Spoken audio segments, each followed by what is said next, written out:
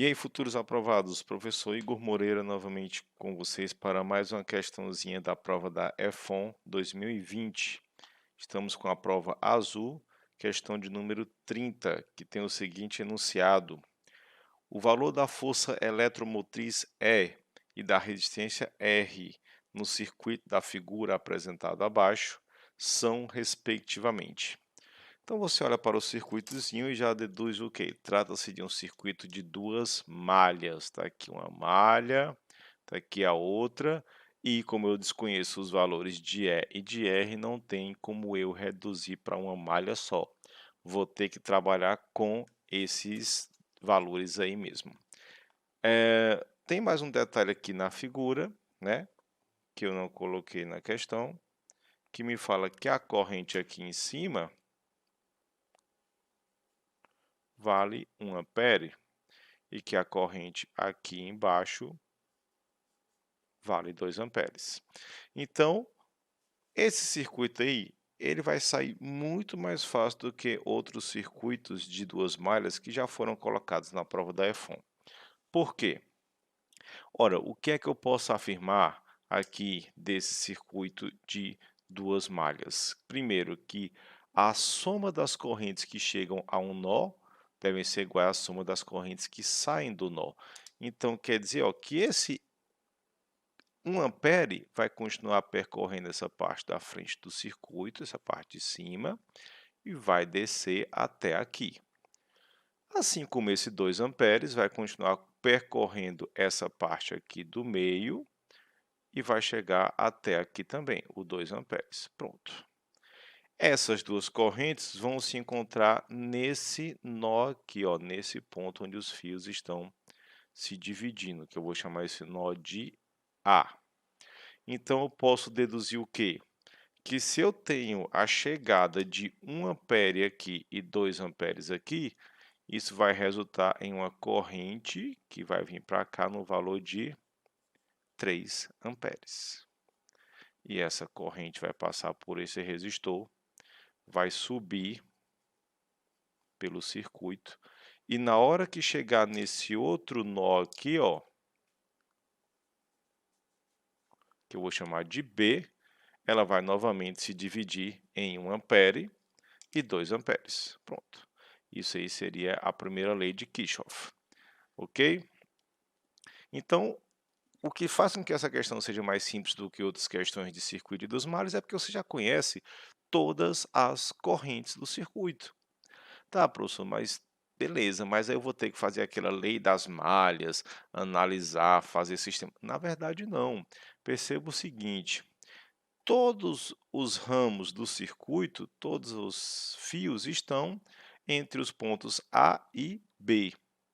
Uma vez que você determine a diferença de potencial entre esses pontos, vai ser a mesma aqui em cima, vai ser a mesma aqui no meio, vai ser a mesma aqui embaixo.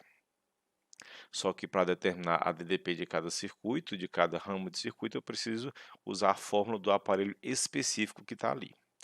Aqui, pela disposição da corrente, eu posso deduzir que esse aparelho aqui de cima trata-se de quê? De um receptor ou de um gerador? Ora, repare que a corrente está entrando no polo negativo, saindo no polo positivo. Então, isso aqui é um gerador. Da mesma forma, esse do meio, ó, corrente entrando no polo negativo, saindo no polo positivo, é um gerador. Mas aqui nesse circuito de baixo, a única coisa que eu possuo é um resistor. Resistor esse que também está entre os pontos A e B. Então, eu posso afirmar que a DDP entre A e B é a DDP desse resistor, que poderia ser determinada simplesmente através disso aqui, ó. DDP entre A e B será igual ao valor desse resistor aqui, né, vezes a corrente que passa por ele. Ou seja, a DDP entre A e B é igual a 2 vezes 3. O que me dá que a DDP entre A e B seria igual a 6 volts. Ok? Maravilha. Então, a partir disso, vamos trabalhar com os outros ramos do circuito.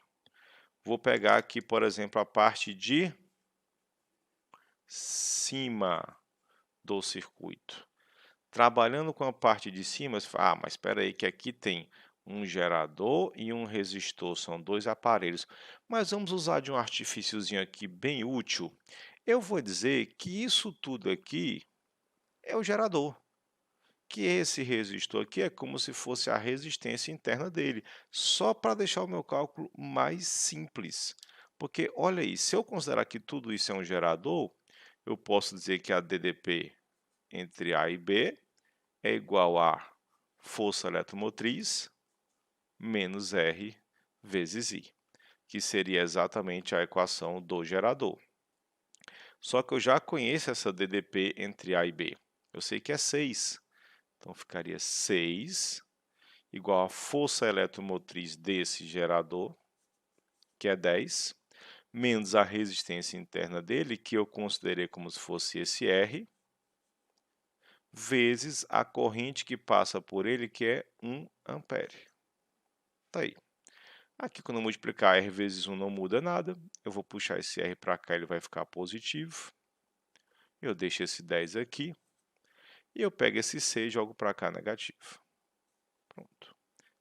Daqui eu já deduzo que essa resistência tem um valor de 4 ohms.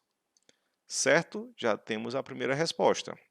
Agora, vamos obter a segunda resposta analisando a parte do meio do circuito.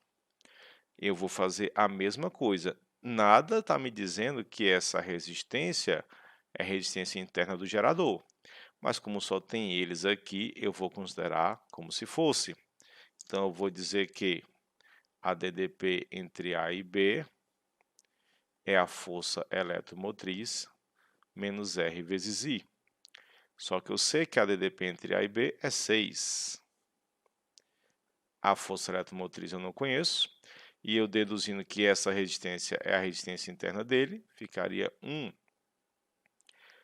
Essa corrente aqui é a corrente que passa por ele, ó, que vale 2 amperes.